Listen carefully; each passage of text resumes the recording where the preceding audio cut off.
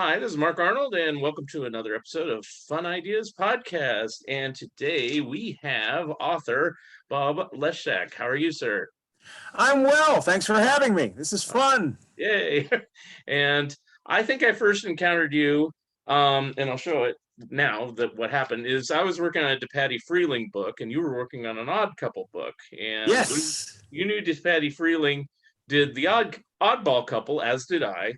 And at the time, there was like nothing on DVD, nothing on in syndication anymore, and blah blah blah. And I think we exchanged what I had. Of course, Right. since then, which I'll show it now, they have put it out on DVD. So I don't know. I do have that. A little too late. Yeah, so you have that in your book, but It is mentioned in the book, and I had half the episodes. I didn't have the complete list of the episodes, but if I do another volume of it, I can always correct that. yes. So now you have that, but I mean, yeah, Yes. too late. It happens to me too. It's like, well, I'll say this before I get into, I have a total television book about Underdog, and there's this one person that I mentioned in the book that I mentioned he was dead. Well, he Oh, wasn't. no. So I interviewed him. He will be one day. One day your book will be right. Yeah, but I interviewed him since, and now I'm doing another total television book, so he's going to be in that one. So if you ever do an updated Odd Couple book, you can put There's no need to fear. Underdog is here. So how we usually start on Fun Ideas Podcast, tell me a little bit about yourself and how you got into writing. Well, that was much later in my life. Actually, I started as a singer. Wow. I was a singer with a group called the Duprees, touring with them in the 1980s, and also recording with some other groups who sang a cappella. I've always been into the 1950s music, the doo-wop era, the street corner sounds, and that's what I was doing when I decided to get into radio. I was taking it up in college, so I wanted to become a disc jockey. And luckily, the radio station, Seton Hall University in South Orange, New Jersey, where I was studying, had this wonderful radio station right on campus that covered the whole state of New Jersey. And I got a lot of practice there, and eventually went on, and I'm still doing radio some many years later, still working now in New Jersey, and radio has taken me all over the country. At the same time I was doing radio, I was writing for a syndicated radio show that was called Solid Gold Scrapbook. And it was hosted by a guy it was hosted by Norm N. Knight, who's written a lot of those old Rock On books. Okay. He was the host, but I would write everything. It was a 5-hour-a-week show. And that was my first real experience with writing. And I kind of put it on the shelf for a while, stayed in radio, and got back to it about 10 years ago. I had always, in the back of my mind, wanted to write a book about sitcoms, short-lived sitcoms. They've always been a fascination. And I got the chance. My very first proposal I sent to any publisher, they said, yeah, we like that idea. No one's ever done that. I just got really lucky. And so that was about 2010, 2011. And since then, I've done 10 more. So it's Wow. kind of mushroomed. It's a lot of work, but it's the end result when you're all done is just wonderful. I think I got all your books. So what was the first one? Was it one of those small single season sitcoms? Yes. It was the very first single season sitcoms, 1948 to 1979. Okay. And since I've covered the entire decade of the 80s and then the entire decade of the 90s. I've done a bunch of music-related books called Who Did It First, which is about famous songs that were done first by somebody you would never know. But the famous artist was not the first person to do it. And there have been several others. There was one that traced all the people from television who made records as a result of being on television, called From Small Screen to Vinyl, and there have been others. And most recently, I just finished, just weeks ago, it's now gone to press, the Wings book, TV's Wings. Yeah, and it's not Paul McCartney Wings, since we're talking about music too. There once was a show from Nantucket, is what it's called, and it traces every episode and lots of interviews and pictures. Okay, very good. So I'll stick on that one since that's the most recent one. So why Wings? I mean, obviously it was on for 8 seasons. It did reasonably well, but it's kind of forgotten now. So why Wings? Because it's a show I've always liked and always thought it was underappreciated. And because I had done some research looking into books that hadn't been done. There's been a million books about Cheers and Barney Miller and I Love Lucy and the Mary Tyler Moore Show. And I wanted to find a little niche that hadn't been done before. And Wings was the show to do. And it's worked out very well. Everybody that I interviewed, and there were almost 100 people involved with Wings that I talked to, everybody was so excited about the book because they feel underappreciated as well. And they were so appreciative of me doing the book about the show. That's never been done before. The cast, nobody was ever on the cover of TV Guide. Nobody won an Emmy for the show, and yet it was on for 8 seasons, and it holds up pretty well if you still watch the episodes, which are on. I know CBS All Access has them, and I think they have their own channel still on Pluto TV, the Wings channel. And of course, they're on DVD. Right. And on DVD is the only way to get all 172 episodes. I think there were some music issues, and there's 23 episodes they don't show on CBS All Access. But did they clear all the music for the DVD release, or did I they just guess. put them on there with music changes? Okay. Yeah. No, nothing was changed. Oh, okay. I think it has to do with a lot of the episodes have old standards that I think they had a certain amount of time to use. They had a deal and then it ran out. Songs like Isn't It Romantic and trying to think of some of the other ones. It's just old standards like from the 30s and 40s, but they had rights to use them for a while. Buttons and Bows is another one. So if they reissued it now on Blu-ray, they might not have as much luck. They might have. This is true. Yeah, right. Okay. So anyway, if you're interested, get the DVDs, folks. That might be the best. It's a pretty cheap set. It's a very reasonably priced set, and it's not the finest quality. The original ones that first came out directly from Paramount were much better quality, but it's good. It's worth having. Now, did you interview in all your 100 interviews all the major principal actors and everything, including David Schramm? Even David Schramm? No, he was gone by the time I started the book.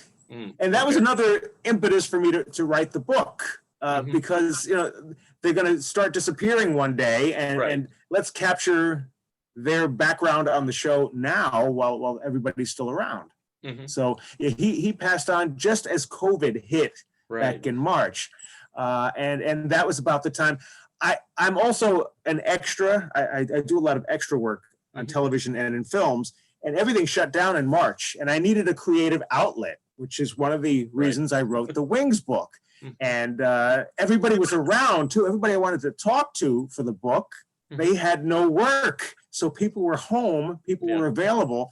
And so I was able to talk to producers and most of the cast and the writers of the show, a lot of people behind the scenes, even the guy who worked with the extras on the show, and they had great pictures, and it should be a wonderful book. I think everybody's going to love it. I love doing it. Was there any major cast member other than what we said that didn't want to do it, or you couldn't get a hold of? Couldn't get hold of a couple, and the other cast members said that they were kind of reclusive, and they haven't been in touch with them in a while. So there were a couple main ones. I don't know if I should mention them. I don't want to slight them, but yeah. But you can probably figure it out if you read the book. Yes. Because there's no quotes from them or something. No. Right. Okay.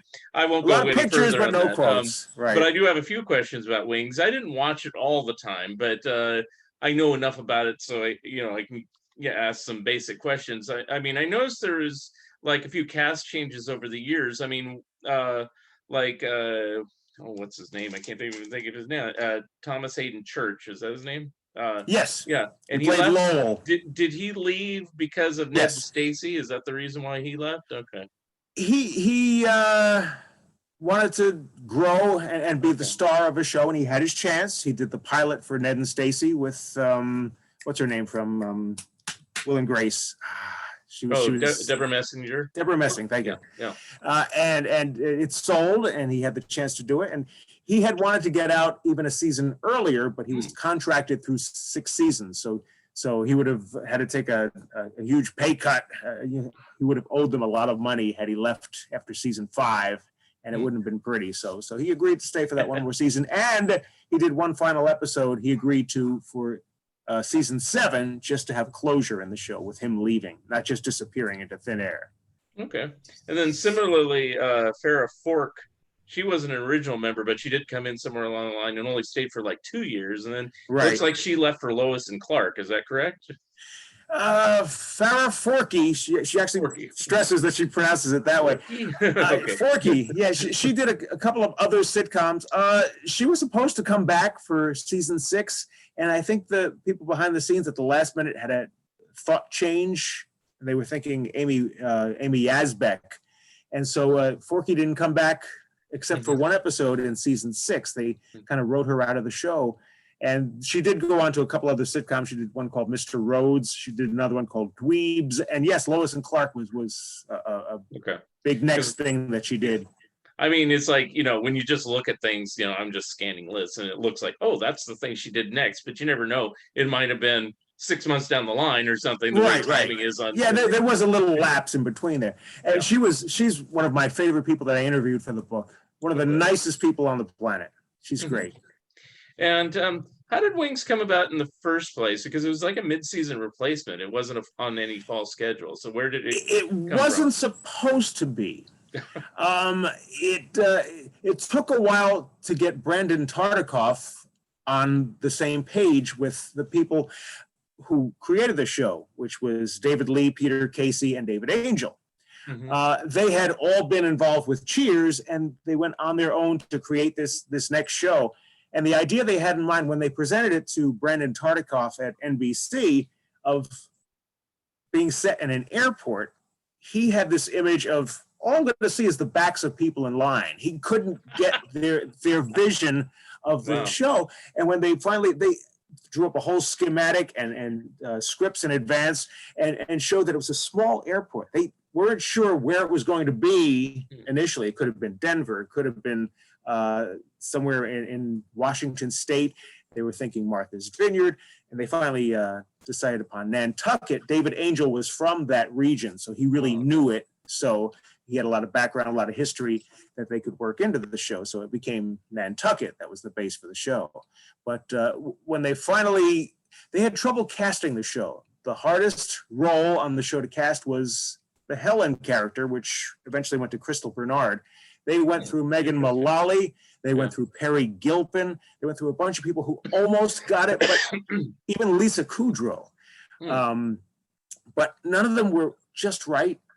And then they finally found Crystal Bernard and said, she's it. She wasn't supposed to, the character was supposed to be Greek. It was supposed to be a Greek dark-haired woman, but they just liked Crystal's comic abilities. And and she had a Southern twang, which wasn't supposed to be part of the character, but they worked it in. And it worked. She was great. I think it made for a little bit more diversity in the cast. So if everybody just sounded like they're from New England, like even on Cheers, they don't all sound like they're from there either. No, only Cliff. Only Cliff really sounds. Yeah, exactly. Yeah. One thing that I found out, and I never really thought about one way or the other. It's not officially a spin-off or anything to do with Cheers, yet there was some Cheers characters that appeared on the show. How did that come about? Is it just because same writers and they said, let's do it? Or well, and they were kind of in the same state, and Frasier Boston. Too, yeah. Yeah, right. Well, it wasn't Frasier yet when he appeared. He was still only on Cheers. Oh, okay. Frasier hadn't started yet, so when Frasier and Lilith were in one episode, it was still like they were in the same Cheers universe, and not far away. Boston, Nantucket. Who else appeared on the show? I think Kirstie Alley did. Kirstie Alley did. Did Perry Gilpin do it? Yes, she did. Yes. Because you mentioned earlier, so they actually she was a nightmare date. Yeah, she was a nightmare date on the show, but she didn't play her Frasier character. Okay. All right. So she just happened to be on it. Okay. So how did they kind of explain it away? I mean, it's like, because usually everything is like cut and dried, like All in the Family beget Maude, beget, Good Times, Also, and this is like its own thing, but it's in a similar universe. So how did they kind of explain it away? Well, it was always on vacation. Well, for Frasier and Lilith, he was doing a seminar, a positive thinking seminar in Nantucket. It was the train crane to mental health. Okay. He was taking it all over the country, and his next stop was Nantucket. When George Wendt and John Ratzenberger appeared on the show, they appeared as Norm and Cliff on vacation, thinking they were going to be fishing on Nantucket. They never get they never get near the water. They're always belly up to the bar, wherever they wind up on Nantucket, just as if they were back in Boston. Mhm. But so it was, they kept them in character, just in a different universe, but it made sense. And the thing about Wings, when it came out, people were calling it a clone of Cheers. And initially, what hurt the show most when it came out in 1990, April of that year, there were only 6 episodes in the first season. It was so compared to Cheers that reviewers were saying, they were kind of writing it off and giving it bad reviews. Mm-hmm. When the show went into reruns on the USA channel, they kind of had a second thought, but it was a little too late. Yeah. So the show initially had those bad critical reviews and was never really able to, what's the word I'm looking for?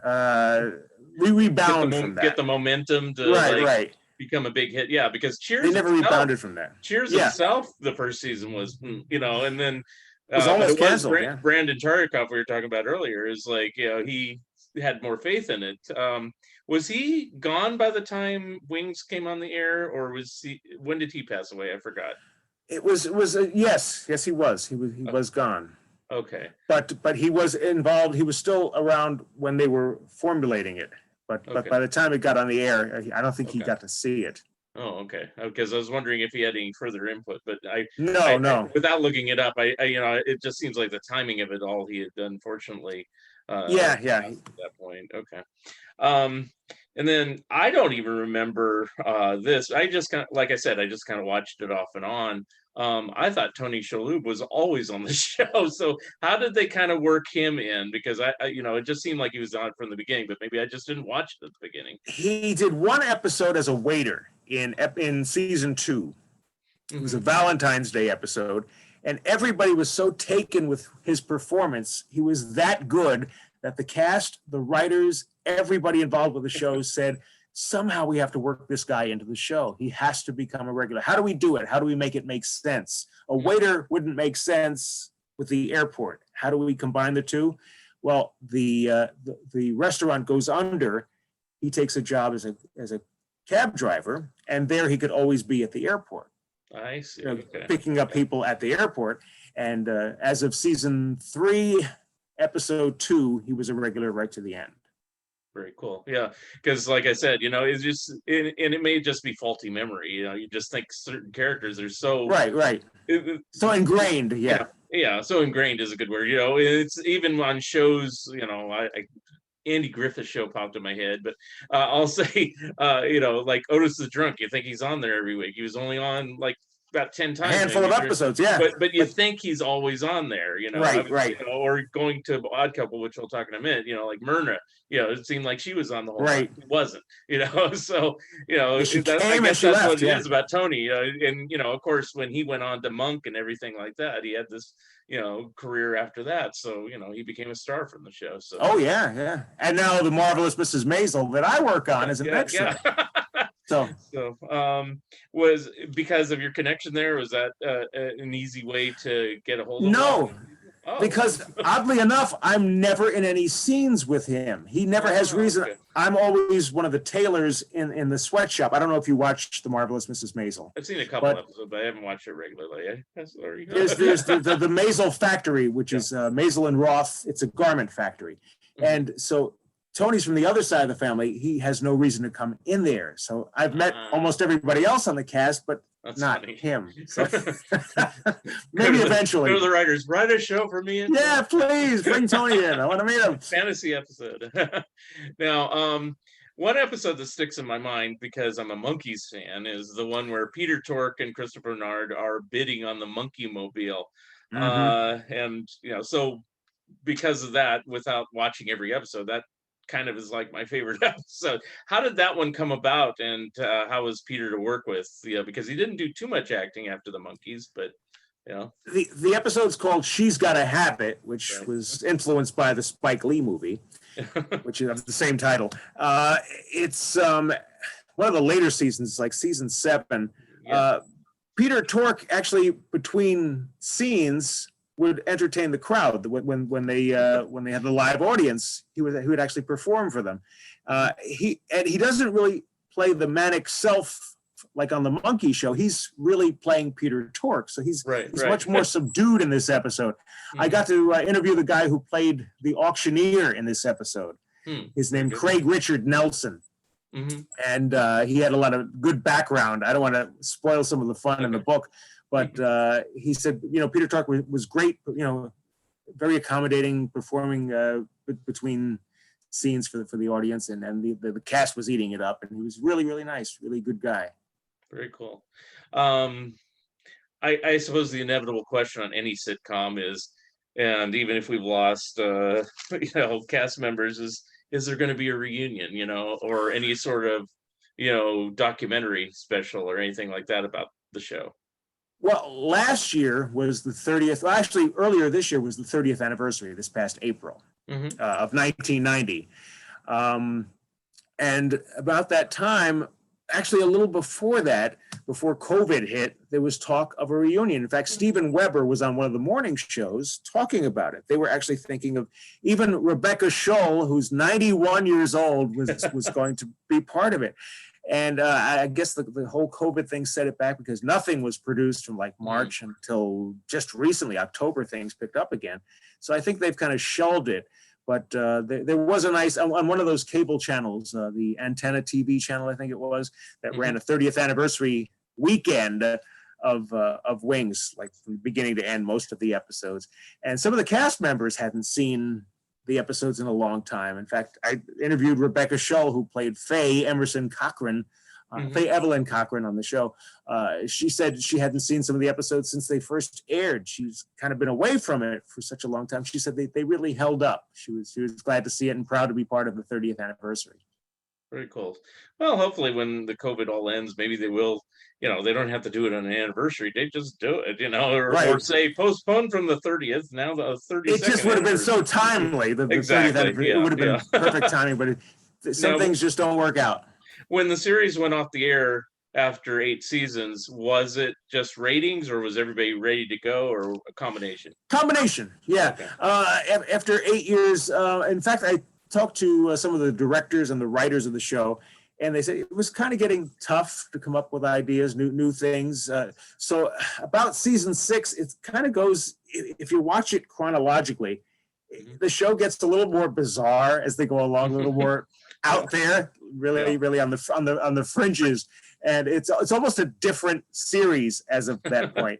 And it gets a little wackier, and it's changed producers over. You can actually see different points in the show where some of the people have left from behind the scenes to go on to Frasier. A lot of those people, in fact, David Angel, Peter Casey, and David Lee, all in 1994 went on to do Frasier, and so there was a new regime, and there were a couple of others after that.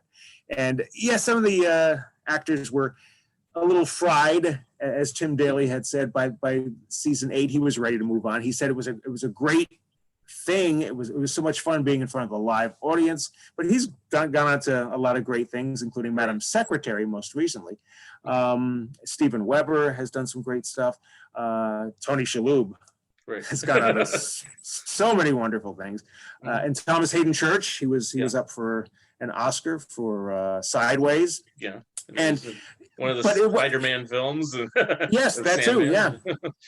But yeah, in season 8, the ratings started to slip, and NBC was not going to bring it back for a 9th season. But had they, everybody would have come back. They all said they had no reason to leave. It was such a fun atmosphere. One of the most fun shows they've worked on. Everybody seemed to get along really well, and nobody really wanted to leave unless they had to. Was there any talk of any spinoff at any point or anything like that? I don't think there ever was one, was there? No, just because I think everybody had focused on Frasier, and David Hackle, who was behind the scenes for like the first 6 seasons on Wings, went on to Becker, which was his own project, and he's very proud of that. And so everybody went on to other things, and they, I guess there were no characters that would spin off as well as a Frasier character. It takes a certain something, and I don't think any of these people on a standalone basis might have been their own series. I don't know. I'm guessing here, but okay. I didn't know if there might have been talks along the way I don't know which Not- character they would have spun off, even Tony Shalhoub's character, maybe, I don't Right, know. right. But, it seems like most of them went on to other things almost immediately, it seems Yes. like, so there wasn't really a time for that. So, yeah.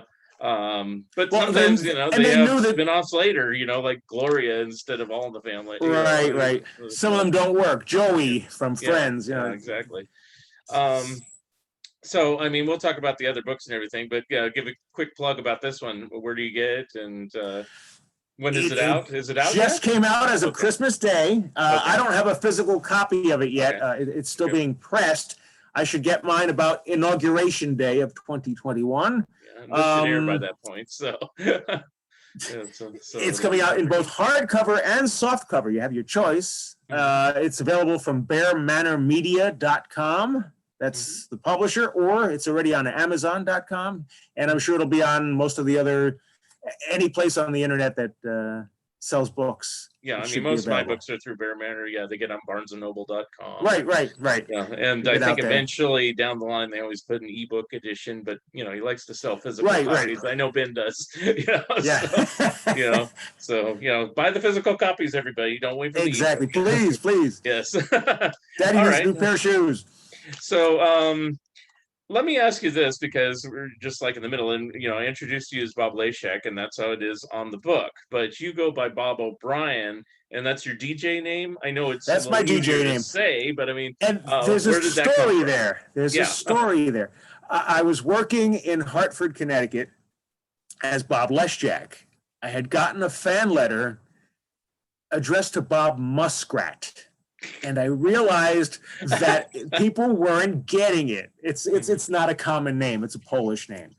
And so I was wondering, what name do I pick? I need to change this.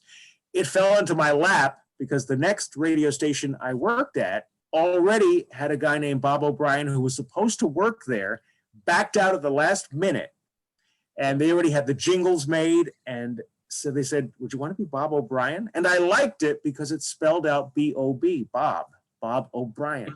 And that was 1986, and I'm still using it today on the radio. So cool. it's stuck. Slides off the tongue a little bit better. Yes, it's a lot easier. Or lips or whatever. But I wanted the family name on a book because none of my family has ever done anything like that. So that's why all the books are the real name. And like I said, that's how I knew you originally. And so, when I saw you on Facebook and your Facebook friend, and you started talking about TV show, I go, geez, this guy knows a lot about TV shows. How come he knows, he's written a couple books, it's like, I think you changed it on Facebook now. You put your name in parentheses, but I don't think it was that way originally. So no, it wasn't. You're right. And you had contacted me out of the blue, like I said, for the Odd Couple book. And so let's talk a little bit about that one. I mean, there was a book years ago. Unfortunately, I still don't have your book. That's the one I want. I want to get that one. Here, take it. I just haven't bought it yet. It's like I forgot about it. It's like, it's embarrassing I'm interviewing this guy. Oh, no. But anyway, this is the one that I have from years ago. You probably have seen it. It's by Rip Rentz, called Odd Couple Mania. I hate this book only because I'm not going to tear it up. The guy puts everything in or the order of subject matter. Like, you put the holiday episodes together and the ones where they're dating together, or and it's like, it's not just 1970, it's not 71 chronological, right? So I assume you corrected that situation, and and he also kind of has many different sections in my book, but there is the episode section is all in order. Now, he did do some interviews with a lot of the cast, but it's like just so. Were you? And I hope this will make me buy the book tonight. Did you interview everyone involved with the show as best you could? Yes, but of course Randall and Klugman were already gone. Okay.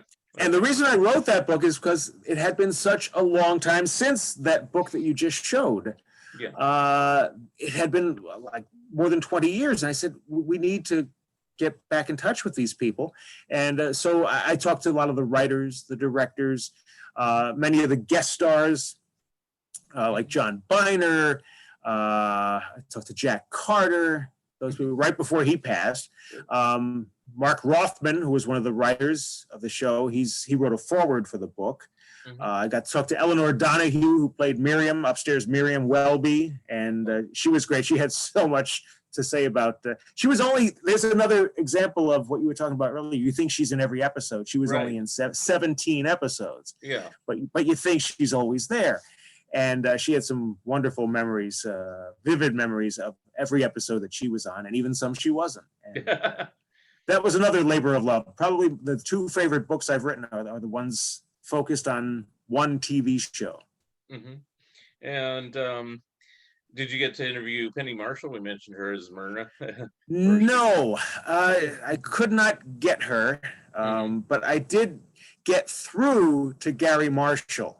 He had just written his own My Happy Days book, his own autobiography. It had just come out, so he didn't want to quote in my book, but he said, if you need any help, my people will help you. Henderson Productions. So if any questions need to be answered, I can go through them. So he was helpful in a way. I think what you did without even seeing it, I think what you did is probably the best, because you got all the behind the scenes. Because even if you got Randall and Klugman, they just like, yeah, we came in, we had some fun, and then we left. It's like, sometimes I think the people who write a show and produce it and direct it sometimes have the better stories. So, Well, and the book traces it from its original Broadway roots. Yeah, I was going to ask that too. Does it just talk about the TV show, or does it talk about every incarnation, including the Oddball Couple? But even I was so lucky when I was writing the book.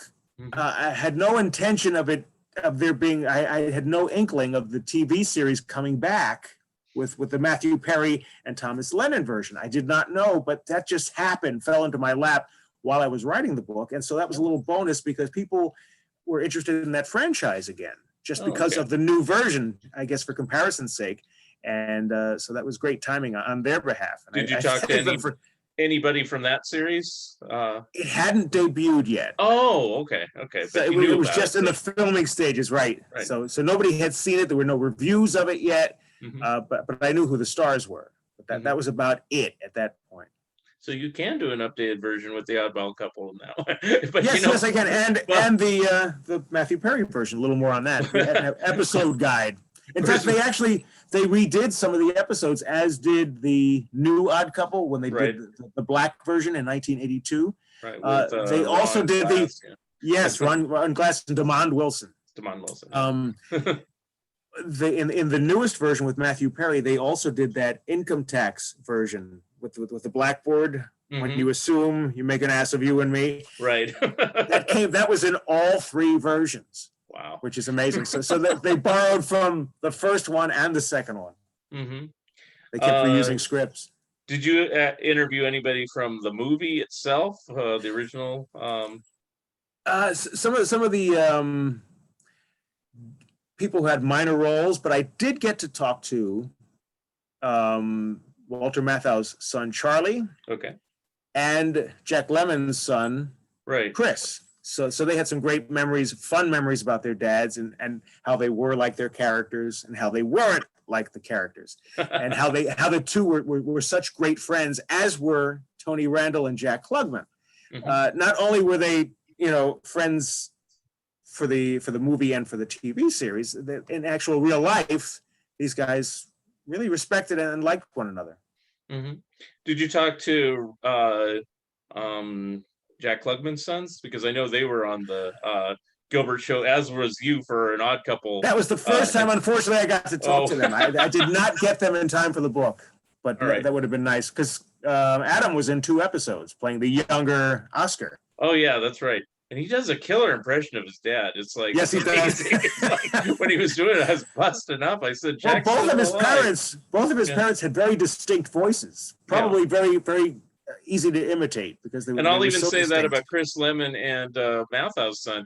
They can do their dads perfectly. Yes, they can. It's like, wow, they should bring back the Oddball Couple with these guys. Wouldn't that be fun? Wouldn't that be great? Wow. They don't have to be a cat and a dog like that. They could just be humanoid, but I mean, as an animated one, And I would love to see that. Yeah, that's a great idea. They've done every other version of it. Why not? Right. So, Did you get to meet or talk to the master of the whole thing, Neil Simon, or was he gone by the time? Yeah. He was not well. I tried to go through his wife, Elaine Joyce, and it just didn't work out. But yeah, he was already not doing any more interviews by that time. Yeah. It was too bad. Yeah, I don't think on my Pink Panther book, I don't think I really approached him, because it's such a small part of their whole filmography. Right. For me. You know, for you it was like, you know, a little bit more, but although he didn't want to be involved with the TV series. In fact, early episodes have his name, and then he had them take it off. Oh, that's right. Isn't it like the official Neil Simon's like Neil Simon's The Odd Couple, and that only lasts for a while. However, he does do a cameo in season 5. His daughter, Neil Simon's daughter, liked the series and said, "Dad, you really should sit down. They're really good. This is really a good adaptation of your story." And he finally sat down and said, "All right, I give in. It is good."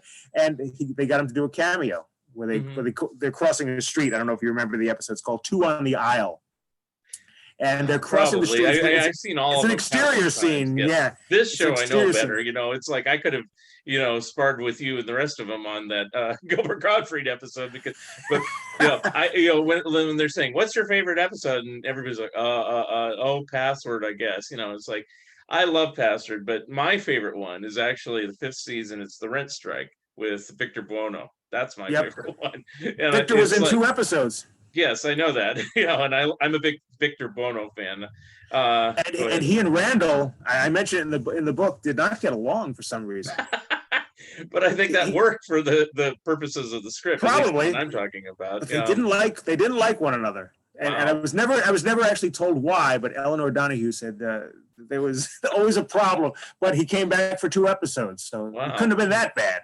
Yeah, or maybe Randall enjoyed the friction because it made good comedy. I mean, some people are that way, a little masochistic, but you know, it's like, sure, hey, for the sake of the show. I forgot. Did you say what your favorite was in the series? Probably the one called "Take My Furniture, Please." Which one's that? Which is the one where he redecorates the apartment with the hand chair. Oh, yes.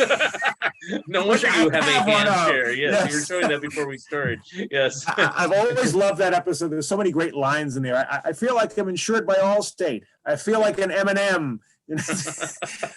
Cracks me up to this day every time I watch it. It's probably there's a lot of favorites, but that one is way up there. The amazing thing about the show for me is that they did what is usually like a cardinal sin to a sitcom, or the death knell or whatever, of having a lot of guest stars, especially later on. But somehow the guest stars worked. And in fact, if the crazier there were, if they're like Monty Hall or Bobby Riggs or whatever, it made for the better script, which is really bizarre to me, you know. And it wasn't always their choice. Sometimes the network would say, "Hey, so-and-so is available," like a Roy Clark, who really doesn't fit in with the Odd Couple. Right. Can you make him... Can you avail him in some way into the series? He's available now. Can we use him? We want to use him. So they would kind of pressure them. Other ones were the choices of Randall and Klugman. Of course, Tony Randall wanted all the artsy people like Marilyn Horne and Martina Arroyo. Yeah. Klugman wanted the more sports-related figures. Right. Deacon Jones was on the show, Howard Cosell. And so they got to pick and choose. One time, they had to work both of them in for one episode. If you remember, one of the Howard Cosell episodes is also about opera. Oh, yeah. And it was... Well, they had a great script written all around Howard Cosell, who was not an opera fan. Right. But for a very brief time, Tony was pressuring. He wanted Martina Arroyo. Martina Arroyo, please, let's use her in an episode. They had to use her that same week. So the writers had to really scramble to come up with, how do we make Howard Cosell and Martina Arroyo make sense in the same episode? They made him an opera fan and made it work. It was totally fictional. There's not a shred of reality in that, because he was not a fan of opera at all. But they made it work, and it's a great episode. It's somehow the credit to the writers. Mm-hmm. Yeah. Well, that's what I said, it's like some of the craziest ones, like I would say if I have another favorite, it's the one I just said is Bobby Riggs, and then Right. the various competitions where they're trying to beat Riggs at his own game, and yeah, With the two hands on their yes. shoulders. And then, the extra cameo at the end, spoiler alert, Billie Jean King coming out, Right. and they play table tennis, which is great, it's like, And Riggs did a good job. He held his own in that episode. He was not bad as an actor. right. And that's He was another thing, passable. it's like certain people came on the show, like, I said Monty Hall, Monty Hall, you just think of him as a game show host. Can he act? No, Well, he did yeah. reasonably well. Oh yeah. Alan Ludden did reasonably well, it's like, Yes, he granted did. they're doing what they normally do, but it's like, Well, Alan also did some Broadway stuff. He did a lot Oh, okay. of plays, and mhm. in fact, a lot of those game show hosts did. Bert Convy and a lot of those guys were also actors, Right. along with. That's right. Yeah, Bert Convy was in Fiddler on the Roof and stuff like that. Yeah. Yeah. So, um, so did you talk to any of those any guest stars, or were they unavailable, or were you able to talk? I did talk to Marlon Mason, who was in Oh, two okay. episodes. If you know who she is, she was in one in season one and then one later on. And she was one of the few people who did not have great things to say about working on the show. Yeah, she and Randall kind of butted heads a little bit. But she still did two episodes. Now you keep saying Randall. Was it only people butted heads with him, or No, did people butt heads with it's too? funny. It's funny. So many of the people I interviewed, either they loved both of them, they hated one. Some of them did not get along with Tony. Some did not get along with Jack, but loved Tony. There's no rhyme or reason, and there's no consistency. It's all over the place, and it makes for a fun read because nobody's on the same page. Yeah. I don't know how I'd get along. I know when I was younger, I probably would have gotten along with Tony Randall better, because I thought Jack Klugman's character, I mean, Oscar Mazza, is a little too sloppy for my taste as a kid.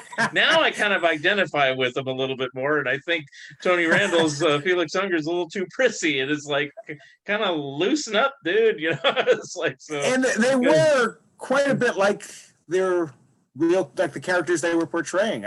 Tony did like opera. He was fastidious. He was very into proper language and proper means of speaking, and he was into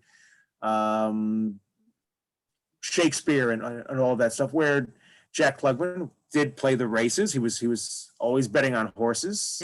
Even but while he's in his dressing room, he's listening to the races in between scenes, and he didn't eat well. It's just amazing that Tony was the healthy one and Jack was the sloppy one and really didn't care about what he ate and stuff, and yet he outlived Tony, which is so strange and total irony. Although they weren't 100% like their characters. Tony Randall would enjoy a beer once in a while, and he liked sports, which never comes out in this series. Klugman wasn't as sloppy as he was on the show, but they did use a lot of his clothing. Because he had a lot of sloppy clothing. He just happened to have it. And the show was on a real shoestring budget, which accounts for its 5 seasons. It didn't cost much to make, and the stars were not looking for Friends and Everybody Loves Raymond and Frasier type money. They just wanted to keep working, and they were enjoying what they were doing. So if they could cut corners, they would. Eleanor Donahue wore her own dresses. And so it was always on a budget. They would use less extras some weeks just to cut back to keep within budget. And then at the end of the year, ABC would look at it and say, okay, we can bring it back, even though the ratings aren't wonderful, because they never were. Let's do another year of it. So they got near the end, weren't they like saying, if we do a few more, we'll get to 100 episodes, which is like the magic syndication number. Yeah. Well, they did get to 114. So yeah. Now and it almost came back for a 6th season. They weren't sure. That's what I was going to ask about. It's like the final episode, Felix gets remarried to Gloria, but did they just write it, or did they actually film a different ending on that? According to the people behind the scenes, they actually filmed another ending, but nobody's ever found it. It doesn't seem to exist on video anywhere. All the outtakes are on YouTube. Maybe Right. you've seen The Odd Couple, but whatever happened to it? If they did film it, Mhm. so I would love to see it. I wish it had been included on one of the DVD sets, but there was, just in case they were renewed, there was a way to get out of it where Felix doesn't remarry Gloria in the final episode. Do you know Spoiler alert. Do you know what happens, or Just that she backs out last minute, and they go on, and he stays in the apartment with Jack Klugman, with Oscar Madison. have you seen a copy of the script or anything like that? Or No, I haven't. No. Wow. Okay. But allegedly it's out there somewhere. So because that'd be interesting to see at least that. That would be wonderful to see. Okay. Yeah. So if anybody has a copy of script for episode 114, yes, we want to see it. Felix remarries is what it's the called. Alternate version. Yeah. Just out of curiosity, and I never thought about this till just now. It's like, I don't even know if they worked together or if they met. Did Klugman and Randall ever meet Mathau and Lemon? Oh, that's a good question. I thought you were going to ask me, had they met before? They had worked on a series in 1955 called Appointment with Adventure. That was the same episode. That was Klugman and Randall? Klugman and Randall. I would love to. There's another episode I would love to see. It doesn't seem to exist. I think it was live, so the kinescope is somewhere. Or not at all. But little did they know that 15 years later they'd be making TV history. But as far as Mathau and Klugman, Klugman was on Broadway in The Odd Couple, but never he replaced Mathau. So yeah, I don't think they worked together. But just they missed it by that much. Yeah. And the same role, same stage. It's like, and I've seen, like, in this other Odd Couple book. We'll stop talking about that, but it does that. It's the one I have. No, but it talks about. So the original people on the stage version were Art Carney as Felix, right? And it was always Walter Matthau. Is that correct? Well, no, he eventually left. Well, I mean, originally, I meant to say. Yes, you're right. There was no Oscar before yet. Okay. No, it was him. Okay.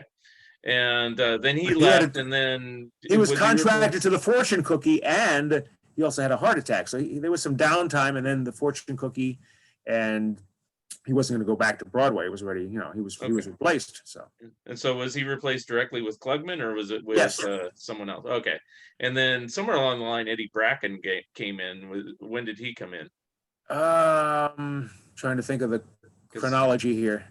He was in with Klugman, because I have one of the playbills with those two on the cover. So well, I'm not gonna quiz you like how many people, because I know you're aware of Drew Friedman, right? He always posts like the oddest Odd Couple combinations that have happened over the years. Ones with Don Rickles, and I can't even think of all the different ones. Ernest Borgnine, maybe even, I don't remember. It's like, and it's just the craziest combinations. Like, to have a camera or to be in the audience for those, just some of them, Well, Randall and Klugman were not the original choices. Mickey Rooney was in the running for a long time. Right. That's right. And even before Randall was one of the early choices, but he wasn't the first. There was even talk about Dean Martin being on the show, but he already had his variety show. Why would he leave that for a sitcom? There were a lot of different people. Jack Carter was one of the original people considered. And the only reason that they got Klugman was Penny Marshall had worked with Klugman very recently on a show called Then Came Bronson, if you remember that, with Michael, what's the guy's last name? Michael Parks. Okay. I was going to say, and you're on your own on that one. I just know the title. They had been in the same episode. She said he would be a good Oscar. And of course, he had done it already on Broadway. And Gary Marshall said, yes, I had seen him in Gypsy on stage with Ethel Merman. And he's so close to Ethel Merman all the time. And when she sings, she's loud and she sprays. There's a lot of spittle happening. And he just stood there. And Gary Marshall was so impressed with that, just watching this man just stay in character despite all the spit that was coming at him on stage from Ethel Merman's singing and talking very loud, that he said, there's a fine actor. I think you're right. Let's try him out.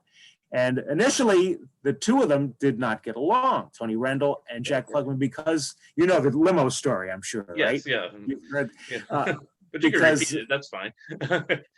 when they had the original first table reading and meeting with the network and everything, they were in the same limo, Jack Klugman and Tony Randall. Klugman lights up a cigar. Of course, Tony absolutely hated smoking, anything to do with smoking. And so right away, it didn't look like the series would ever get off the ground. But Gary Marshall, quick on his feet, said, all right, next time, 2 limos. And from there, it was pretty smooth sailing for the next 5 seasons.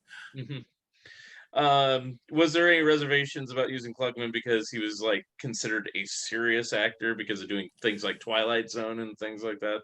He was reluctant at first about doing another sitcom because it took some arm twisting. He had done a sitcom back in 1964 called Harris Against the World, which was part of, it was an umbrella show. It was 3 shows in a row set in the same neighborhood. And it aired, sadly, on NBC on Monday nights against that CBS juggernaut and just didn't make it. But it was 3 shows. One was called Karen. One was called Tom, Dick, and Mary with Joyce Bulifant. And then there was Harris Against the World with Jack Klugman. And every episode he was against something. He was a family man, and he also worked in an office. And it would be Harris against his wife, Harris against his maid, Harris against, that was the title of each episode. And it didn't do well. And it only lasted 13 episodes. And apparently Universal didn't pay him. He was contracted for a full year, but when they pulled it after 13 episodes, they said, all right, that's it. They broke the contract. And yeah. So he was kind of burned on the idea of doing another sitcom or even another series. So do episodes of that exist? Or yes. Where, are they on YouTube or where? Old sitcoms. That's one I've never been able to get from my collection. No.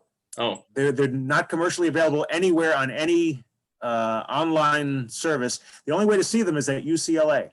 Oh, UCLA Film Archives. They have the entire run of that whole umbrella, the Karen, Tom, Dick, and Mary. None of them are good.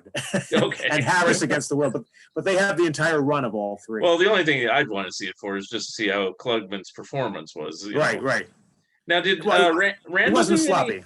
Did Tony Randall do a sitcom or any series prior to Odd Couple? Mr. Peepers. Oh, that's right. Duh. With Wally Cox. He played Harvey Weskett for 4 seasons. That's right. I forgot. Yeah, because I think of him, pre Odd Couple is doing like the 7 Faces of Dr. Lowe and stuff like that. Well, and all those Doris Day and Rock Hudson. Yeah, that type of stuff. So I think of him more as a movie star. Send Me No Flowers. Right. He had a few record albums that I think did nothing on the charts, like Bodiondo or something like that. Right. Sweet and Lively or whatever. He was too hokey. Yeah. But there was an Odd Couple album. Yes, I have. They did do an album. Yeah. And Klugman couldn't sing, and he knew it. He knew it. Sing. I'll just say he can't, but it makes it work, because he can't sing. In fact, there's a quote from him. Of course, I didn't talk to him, but there's a quote. He felt so bad about being in the studio with these like 76 musicians, talented people around him, and listening to him sing. He said he felt really out of place and really bad about that. I was embarrassed. I love their version of "You're So Vain." "You're So Vain" is the one that sticks out because it's just so out of character. Exactly. Yeah, but that is a very weird album. I'll admit. Yes. Anyway, actually, since I'm talking about that, and we can come back to Odd Couple too, but do you talk about that in your Dynamic Duets book? No. Oh, you know about that book? Okay, that's a weird book. It's like one-time duets. Okay. The original idea was to cover all duets throughout the rock era, and the publisher had a different idea for the book. So it's like one-time people. It's like on "You're So Vain" in the background is Mick Jagger. Right. You didn't know the Carly Simon version, not the Odd Couple version. Right. That'd be funny. It's like so it became that kind of book. It's always one-time duets. It's about real singers. Elton John and Kiki D. Yeah, okay. I was wondering if you did like little one-offs like this, the Odd Couple. I guess I could have done a section, but I didn't think of it. But that would have been in there. Yeah. Well, how obscure do you go in there? Like, do you have like the song that Harry Nilsson and Cher did and things like that, or It are they had to all have big made, hit songs like yeah, it had that? to have made the charts. Yeah. Okay, okay. I So, didn't know how deep you go. Okay. right. Um, and then there's well, actually, I wanted to ask this also. You mentioned Mickey Rooney, and Mickey Rooney was also up for the role of Archie Bunker. Was he just looking for a series at that time? Or do you know anything about that? Because I mean, it's kind of ironic. He was up for like two iconic Yes. 1970 71 series, is, you know. If you know anything about Mickey Rooney, he was a little tough to work with. He That's had what I've this heard. Yeah. reputation. Yeah. And he had had two sitcoms Yeah. earlier. In fact, he had had four in his whole career, and none of them lasted a season. Yeah.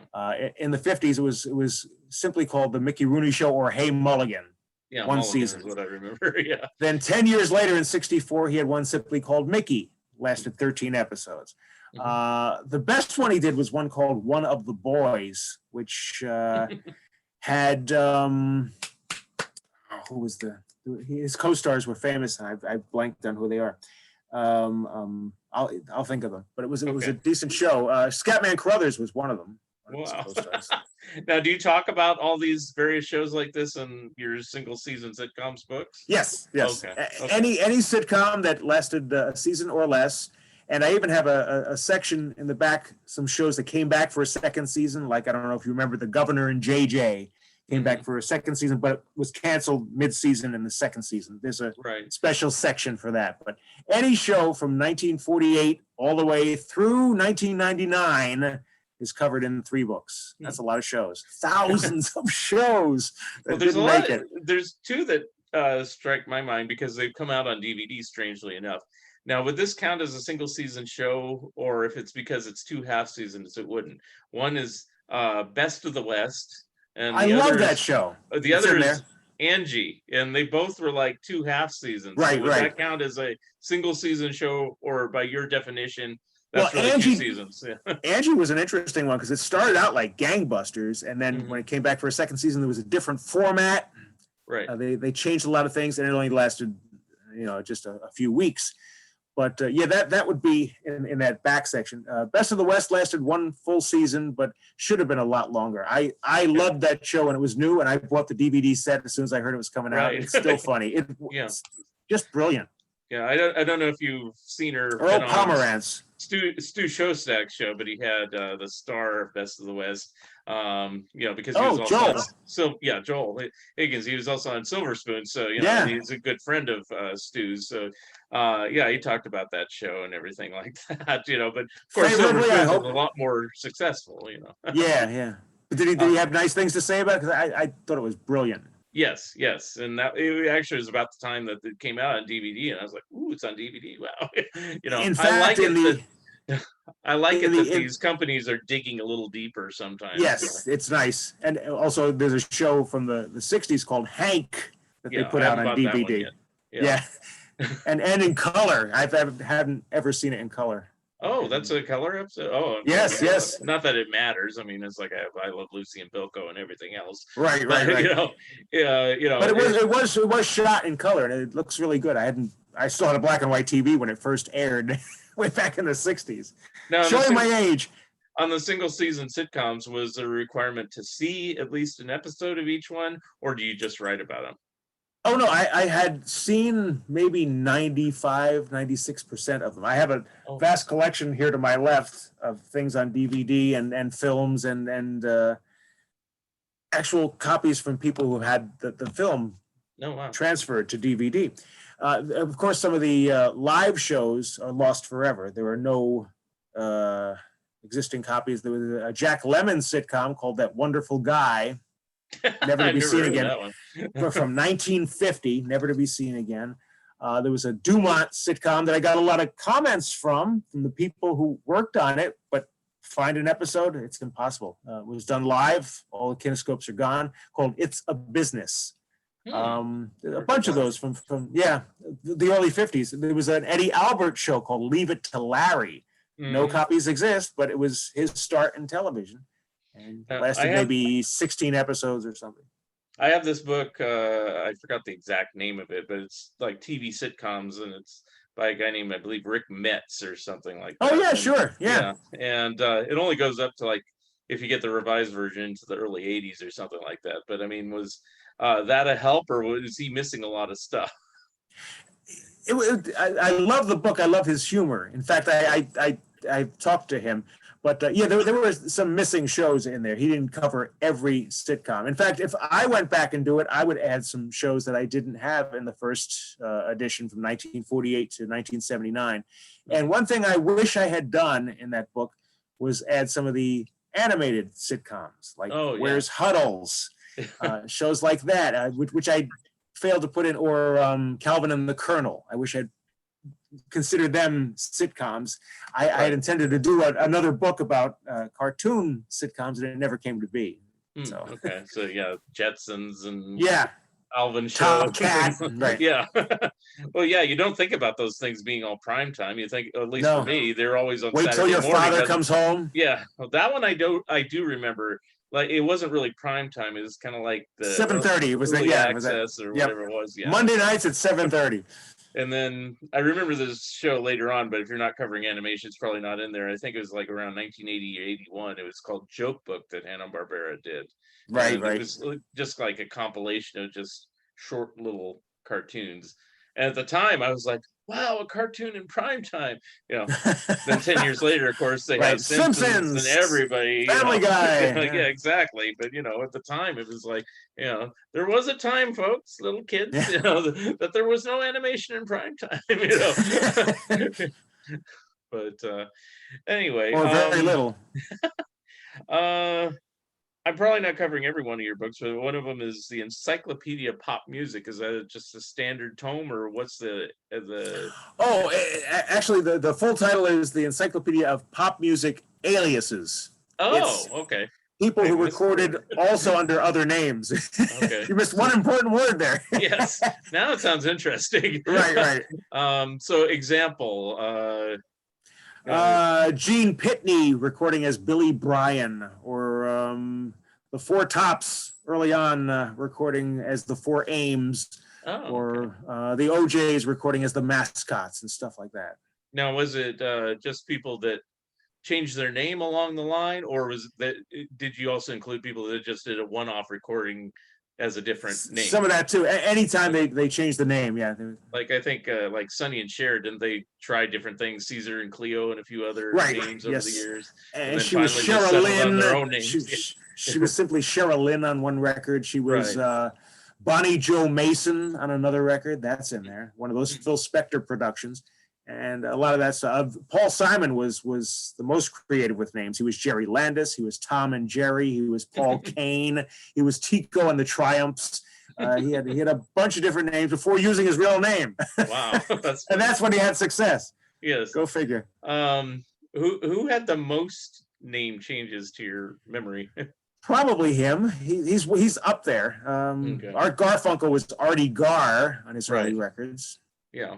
And then I guess trying not to sound ethnic, like me, getting rid of the Leszczak. Didn't they do Simon and Garfunkel? Didn't they do something as Art and Artie or something like that? Or Tom and Jerry? Tom and Jerry. They actually made top 40, and they did Bandstand. Yeah. Okay. Called Hey Schoolgirl was the song. And then did Jan and Dean do ones under a couple different names too, or is it just that? Dean was with another person. It was like, I'm thinking of like Sidewalk. Well, there's Jan and Arnie. That's what I'm thinking of. Yeah. When Dean had to go into the service. Okay. The other guy, Arnie Ginsberg, became the duet partner, and they actually had a hit record. So Dean missed out on that one. So that's probably what you're thinking of. Yeah. And did you talk about things like that, or is that just? Yes. Oh, okay. That's all in there. Cool. All right. As many as I could fit, and it's quite a fat book. And then one other book, I think we kind of touched on it by mentioning the Odd Couple album, is Small Screen to Vinyl. Is that exactly what I think it is? That type of thing? Okay. It's people who made records because of being on television. It's not like Andy Williams, who was making records before he had his own TV series, or Perry Como. It's people like Shelley Fabre on the Donna Reed show, making a record because she was on television, having a #1 hit with Johnny Angel. Paul Peterson from that show as well. People like Rick Nelson making records because he was on Ozzie and Harriet, and they said, let's have him make some records. Everybody who did Warner Brothers television shows in the 50s and 60s, it was part of their contract. Connie Stevens, Ed Kooky Burns, that they had to make records. Ephraim Zimbalist Jr. I didn't know that. I just always figured that they did the records just because there was no DVD, there was no videotape, so it's a kind of it was part of their contract. Is that the same as like Leonard Clint Nimoy? Walker. Leonard exactly. Nimoy. Oh, okay. I'm not sure if that was. I think he wanted to make records. Okay. Because Shatner also did an album. He's like on Klugman's level about. Yes. Yeah. So I'm like, did he really want to sing, or did they make him sing? But he actually made the charts with his albums, Leonard Nimoy. Yeah. He actually sold some albums. I know. As bad as they I think were. one of his singles like made it to like 96 or yes, something. Yes. So that's something. So he sold some. Somebody bought it. Probably relatives. So what's the obscurest one you can think of? One that just popped in my head is like David Canary from Bonanza. Right. Well, Michael Landon made records. He made a few. Okay. Again, not good. But very few of them. Some of them were okay. Some were better than others. Walter Brennan had a hit record. Oh, yeah. Kind of a recitation called Old Rivers, but it was a top 10 record. That's true.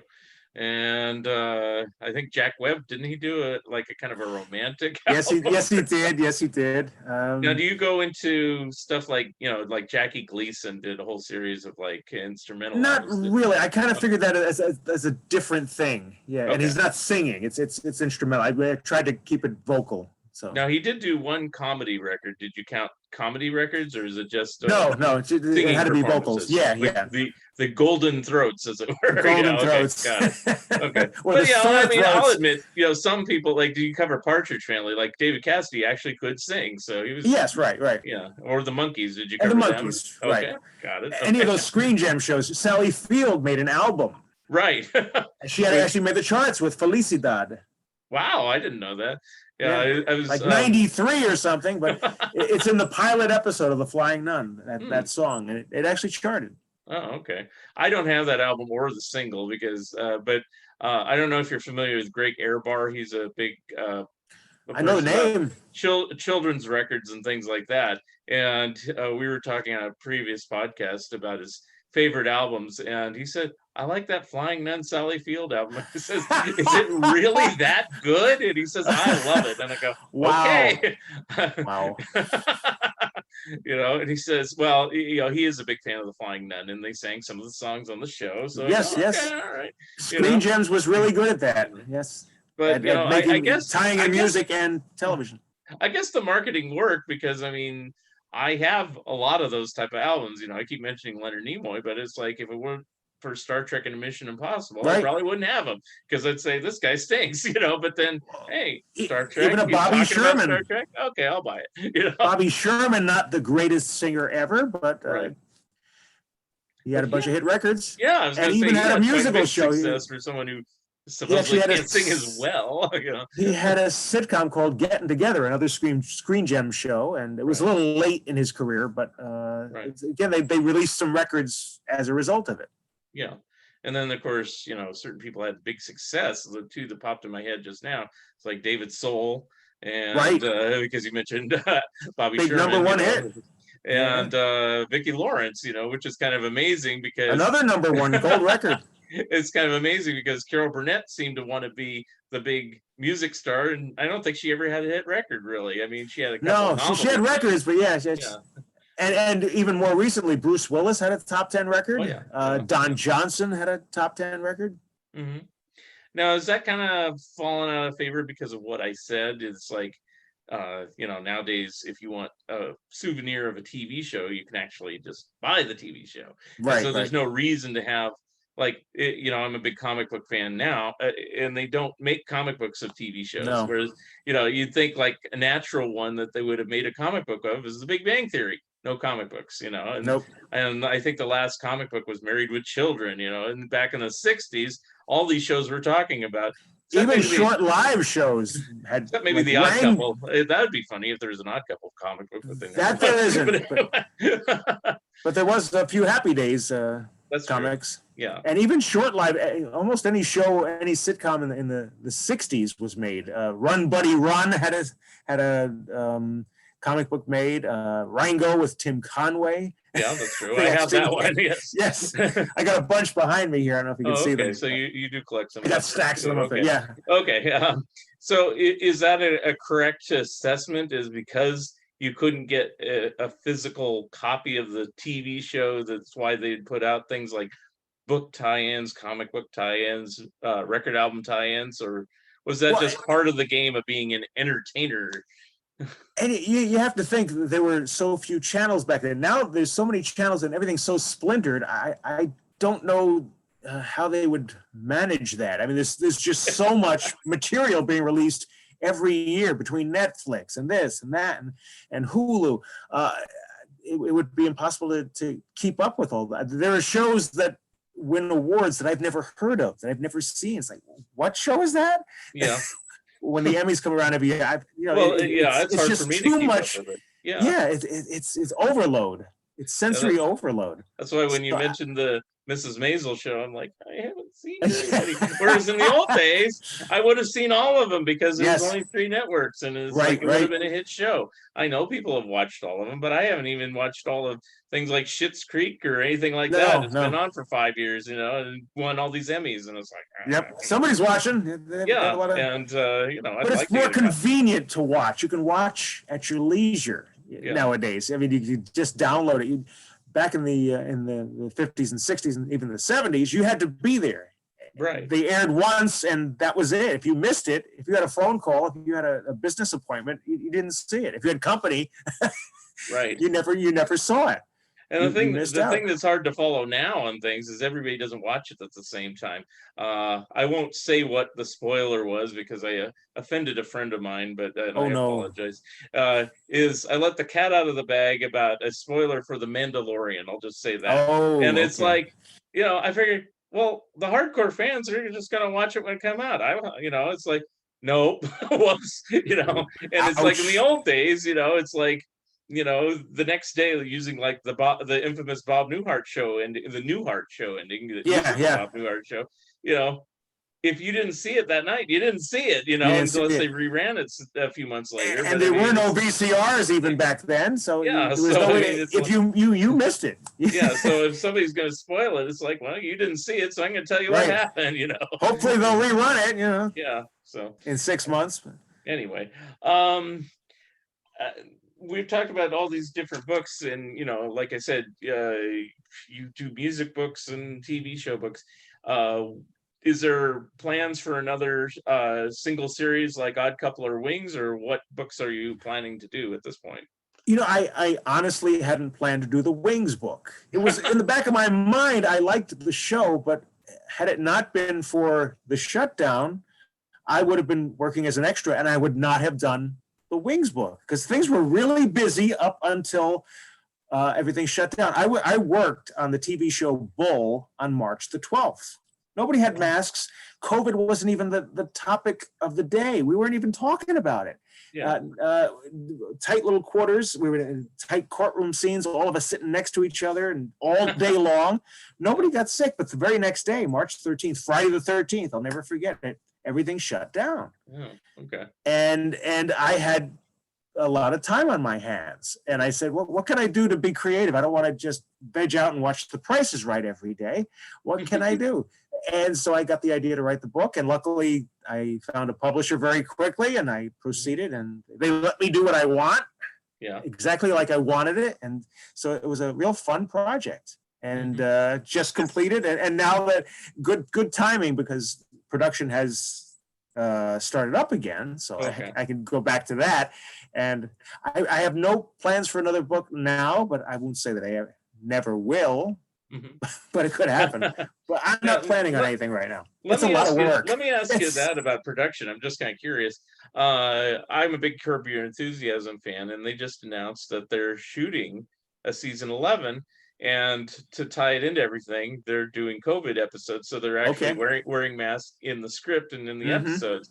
Who knows how they'll come out? But it's like I'm sure it'll probably be funny. So is that happening in shows you're working on, or is everybody It just depends kind on the show. okay? We won't do that on The Marvelous Mrs. Maisel because it's a period piece. So however, Let's get I nostalgic about 1918. I worked on both FBI and FBI Most Wanted very recently. In fact, I think they're going to air on the same night, coming in mid-January, and they play present day, and we are wearing masks on camera in those. So Oh it wow, okay, all depends on the show. okay. And are shows kind of picking up everywhere? I assume you're in Hollywood doing this, or are you in New York doing this? No, New York. Oh, Just okay, New York. okay, I okay, live in New Jersey, so I okay, do the New York or Philadelphia productions. okay, okay. So I'm not totally knowledgeable about what's going on. Is everything opening up all at once, or is it kind of gradually coming It's back? open, but it's very cautious and very involved. You go for like 3 or 4 COVID tests before shooting, and again the same day. Everybody wears masks. Everybody's social distanced. We don't eat the same way anymore. There's no Yeah, community buffet, which used yeah, to be so nice. yeah. I was No wondering. So individual you got the plates. brown bag it, or what do you do? Well, it's prepackaged. Oh, And okay, okay, you tell them in advance what you like I'm a vegetarian, so luckily they okay, do that. So okay. and they have it ready for you, but there's no hands on anything. Right. People wear gloves, and it's very, very careful, and very, even the cameras and everybody's social distanced. It's a whole different animal. Wow. Changed so much overnight. uh, yeah. I mean, I don't. I just do a regular desk job, as it were, and I actually changed jobs during the course of all this, but in March they shut down on St. Patrick's Day, so it was the 17th, you Mm. know. But and I worked from home for quite a while, and then I was having it just not going into too much detail. I was having friction with my boss, so I had to switch jobs, and now I'm working on the front lines because I'm actually typing in. Everybody does the drive up to the COVID testings, Oh, and I'm actually typing the forms after they're all done. And I wear a mask okay. and sit at work. I can't work at home anymore, but I'm tested every morning. They do the thermometer, as Right, it right. were, on the They forehead, point at your head. and they go, are you feeling okay? Any questions? I'm fine. Okay, and Yep. I'm always They like swab your nose. 97. I haven't done the swabbing. It's just, No. so that was what I was going to ask you. I mean, does it go all that way Oh, yes. oh, okay. Yeah. And multiple tests. So they don't just test you one day. They do the full test, then they do like the quick test, the rapid test, they call it, the same day. But you have to actually go in a few times, and Wow. they pay you to go in to have the test. So Wow. it's like an extra day of work, which is not a bad life. Now, the interesting thing for me, since I'm in the hospital, I will get the vaccine first. I'm like one of the, but I'm not the highest. Okay. The people that are the highest, You'll get it before me, face to though. face. Yeah. So I'm not face to face with the clients. I don't want to be. So No. but then they want everyone. So it might be a month for me before anything happens. I'll be last on the list. Yeah, I was gonna say no high priority on actors or anything. No, So, no. okay. Just kind of But curious yeah, about they that. are really careful because they have to keep the stars safe too. So Yeah. they're So really following everything to the letter. as far as shooting scenes, I mean, obviously you're not going to do these big romantic love scenes with tongues No. darting around and things like that. But I mean, do you have to truly distance? I mean, do you shoot scenes where like you shoot all your lines and then you leave the set and then the next guy comes in and shoots all his line and it's all done in the editing? No, it's still done the same way. And in fact, because we're so well tested, there's a few scenes in FBI Most Wanted that I did where they're arresting a guy and putting handcuffs on him, so they're in close proximity. But everybody's been tested for days and days and days, Yeah. so it's safe. But still, whenever the camera's not rolling, masks on. Yeah. So we wear them until cameras roll. So Okay. So they do everything right. Very careful. Okay, that's good. Yeah. And and I'm also glad things are opening up. I mean, we can't live in total fear, No. especially, it's like if you're just careful and know what you're doing and try to be safe. It sounds like Right. it's a good deal. Now, are you doing your? You said you work on radio. Are you still doing your radio show at the same time as all this, or how does that work? Oh yeah. That never changed. I didn't do it from home. I actually but I work on weekends Oh, okay. at the radio station, and so there's really not a lot of people in the building. So we were socially distanced without planning it. Okay. Okay. I didn't know if you switched, like how a lot of people did start going out of the house, but if you're still going to the studio, yeah, that makes sense Yeah, for what you do. radio is not what it used to be. It's pretty much a skeleton crew everywhere. It's not like the old days. You watch Frasier, there's a million people around. It's Right. not like that. It has changed drastically. It's very much one man operation nowadays. Wow. And let's see, any other things you're working on or anything like that, or is it mainly acting and DJing, as it were, and Right. books? Any Yeah, other no, projects? no books in the works. Whenever they need me for something, hopefully, Mrs. Maisel is going back into production late January and running through August. So hopefully they'll use us again for multiple scenes. Whatever comes up, we apply, and sometimes I'm in SAG-AFTRA, so they need us. They can only use a certain number of background people nowadays, the extras, unlike the old days when it was unlimited, just because of social distancing. So luckily, being in the union, they pick us first. So a lot of the non-union people are kind of not getting as much work. So it was a good choice to join. Yes, good time to join if you haven't. Yeah, but I don't know if they're allowing more in. Are they? Or are they more careful in that too, because they don't want? Well, you can't just join. There's I know there's protocol. like you have to get so many waivers. Speaking rule or something. I don't know. I had to get so many waivers, so many times where they bump you up for the day from non-union to union, and you get enough of those. And I had so many, they finally said, you have to join. So, oh, okay. I've heard that before too, I've had other friends that, they didn't want to, and they go, but didn't want to doing stuff, But I'm glad I did. Yeah, it worked out for the best. All right. I guess that's basically all the questions I had. I just wanted to find a little bit more about you. You had contacted me so long ago about Oddball Couple. Right. And then I go, wow, thank you for remembering. Wow, that's yeah. And then the Wings book is what triggered it. I said, oh, okay, he's writing more books. Doesn't sound like you're doing another one anytime soon, but that's okay, you because never know. You do all this other stuff, which I didn't know. So that's really cool. So I guess what we usually do at this point is just give us a plug for the books, any books, all books, or your TV shows, and how people can get in contact with you.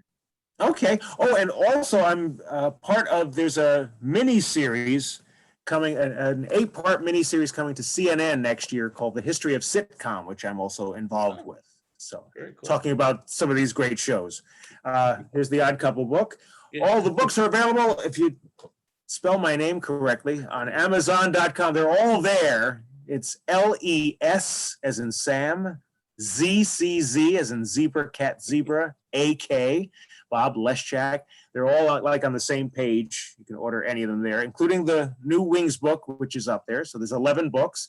You can also find out more at bobobrien.tv, which is my website. I haven't updated it in a while, sorry.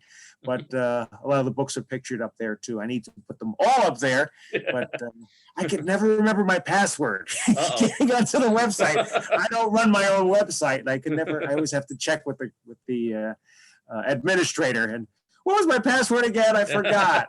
And how do you how do you spell O'Brien for the sake of that too? With an E and an apostrophe. Okay. Obrien. Okay, got it. Okay. I always ask people to say that, spell things out because, and you did on your real name. So I appreciate that. And I'm on Facebook too as Bob O'Brien.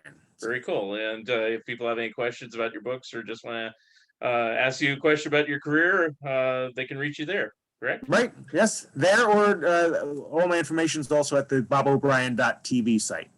Sounds good. Okay. Well, I want to thank you, Bob, for being my special guest on the Fun Ideas podcast. This is really fun. I liked hearing more about your books and your career. I didn't even know anything about it, so now I know. So hopefully we can talk again sometime. I hope so. It's All been a right. blast. Thank you very much, Bob. And stay well. You too.